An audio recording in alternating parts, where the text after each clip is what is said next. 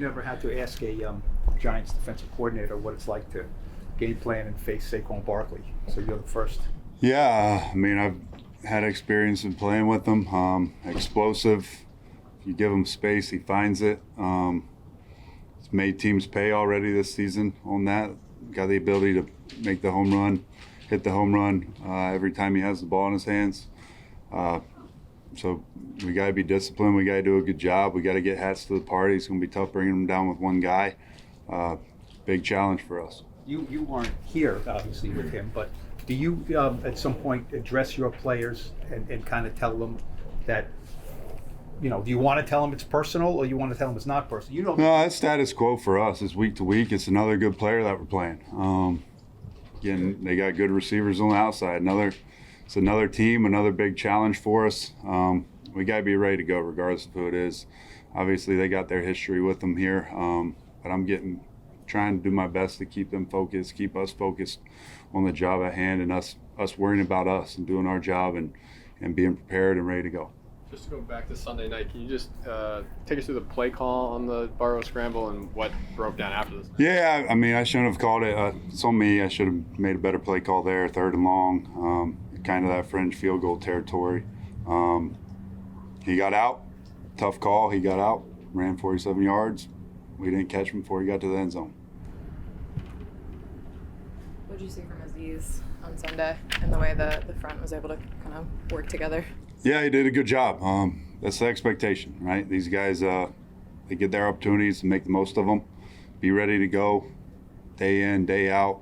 Never know when that opportunity is going to arise. I thought he showed up. He made plays for us. He was active. He was winning. He was getting off the ball. I felt his speed out there, attacking the line of scrimmage. Really pleased with him and being ready to go and showing up when we needed him. What do you feel has been the key to your guys' progress on the defensive side of the ball? I think we're continuing to learn, continuing to improve. Guys playing with each other. We have some continuity now, finally, for the most part. Early on, it was shuffling deck chairs a little bit, especially in the back end. But guys are working. They're working hard day in and day out. Big emphasis on fundamentals. I see those improving week to week. Continuing to play the next play. I think there's a lot to it, but the guys are playing hard, and they're making plays when we need them to make plays for the most part. They're showing up, so hopefully we can continue that. What's the key to defending the tush push? I don't know. There's been a lot of different attempts at it, and I don't think many people have been very successful. So I think the key is to not get them in 3rd and 1. The key to have Dexter Lawrence. Hopefully that helps. What have you seen from the rest of Philly's offense this year beyond Saquon and what they're able to do? Yeah, I mean, AJ missed that time. He's back now. Obviously, that's a big part of their offense. He showed up last week against Cleveland. I think the quarterback, the ability to run the football is always there with him. You got to do a good job there. Obviously, for us, we've struggled with some of these guys running the ball on us, right? On critical downs, on 3rd down, we're going to have to do a good job trying to keep him in the pocket and hopefully he doesn't get out and hurt us with his legs in the passing game. But they're talented. They're going to find ways to get the playmakers the ball. They got a lot of them over there. We're going to have to do a good job being locked in. Like it's a little bit different animal because of the run game, what they can do in the run game, how they're structured up front. Obviously with Saquon, and then you add in those guys on the perimeter, it's a little bit different animal than some of these other teams we've faced up to this point. You have to rush a guy like Hurts to contain rather than pin your ears back.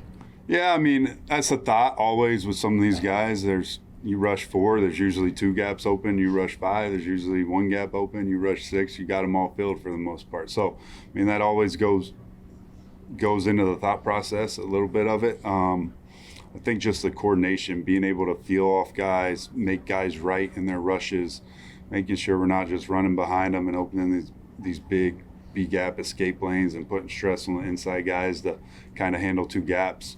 I think just the coordination, the execution, those guys being able to play off each other is a big part of it when you're rushing 4. On the back end, early on in the year, like you said, the shuffling the deck chairs, it seems like now, especially last week, you have a comfort level as to what the guys can do, even interchanging guys at certain, Flock coming out, Adoree coming in on the outside, seemingly on third down. How comfortable are you right now with what you got going on the back end? Do you feel like you can be more schematically oriented because you have the pieces to kind of move around there? Yeah, that's a good question. I think the biggest thing, obviously Rome and Mike have been working with those guys really hard day in and day out, but you've seen improvement. Not just out here, but you've seen it on Sunday. Them going out there making plays, not having the errors that get us in trouble, understanding the little things that come into play with playing those positions in whatever scheme we're in, because there's a lot of details between playing zone, between playing match, between playing man, that come into play for those guys that they got to be able to handle. And I think they're going out there and doing it right now. So my confidence is really high with them. They got to do it every week. We've had a lot of big challenges here early, especially with them, and some of these receivers got obviously this week too.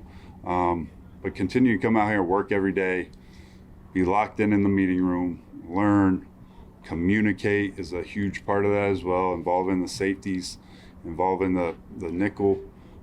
Again, with a young group, I think that's a piece that we have to push the envelope with us. But got a lot of confidence in those guys right now, and hopefully they continue to play well for us and allow us to be a little bit more versatile with what we can do. Pretty much in any defense or any defensive coordinator, at some point, if they think they're playing well, there's a game or two where the offense doesn't score a lot of points, and there could be frustration and things like that. You've obviously seen that in your career. How do you discuss that with your guys and everything? Yeah, I mean, believe me, we got enough in our house to worry about, I promise you. I mean, there's 4 plays that really changed the game for them that we gave up, like whether it was the 47-yard scramble, or whether it was the 3rd and 12, he got out of the pocket, whether it's the very first 3rd and 6 and he scrambled for the first down, right? So, I mean, there's plays for us. We're always coaching, always we got enough to worry about and focus on making sure our guys are ready to go and can play. And again, just doing our part, make plays when they're there, find ways to change the game when we have the opportunities to change the game. And we got to create more turnovers. Like that's part of it too, right? Like creating some turnovers and being able to set some things up. But we got enough to worry about. Believe me, especially week to week with some of these teams we're playing with. This Eagles team we're playing this weekend. Shane, when you were in Tennessee with A.J. Brown, what did you see about, what's the reason he is one of the best receivers in the league? How did he turn himself into that? Yeah, he's strong. He's really, really good with the ball in his hands. He's tough to bring down. Probably one of the better catch and run guys in the league. Like if he has space and he's full steam ahead, it's tough to get him on the ground. The ball skills down the field, being able to adjust his body, find ways to shield receivers, really, really good hands. And I think just from year 1 to year 2 down there, he took some major strides and becoming who he is today. And he's obviously progressed even more in his time in Philly. But the thing that really stands out to me is just the play strength. That's something we got to be ready for. We got to be able to match and handle at times. You're obviously coming in new to this matchup, but a lot of these players on your side are playing against their players. Like, how much do you go back to the past matchups to maybe borrow some things that are more effective? Yeah, you watch all that stuff, especially going back to last year. Again, it's hit or miss. Like I think they pulled a few guys early in that second game last year. So, but you go back, you watch all the stuff, see kind of what has worked against them, what has struggled against them, whether it's the Giants or whether it's any of these other teams, right? Just trying to get some ideas and see what can maybe fit us, right, in terms of scheme, what fits us in that regard. But some of the personnel matchups, right, if there's some crossover there, some of the personnel matchups, I think that's something we study. Hopefully our players are studying that also.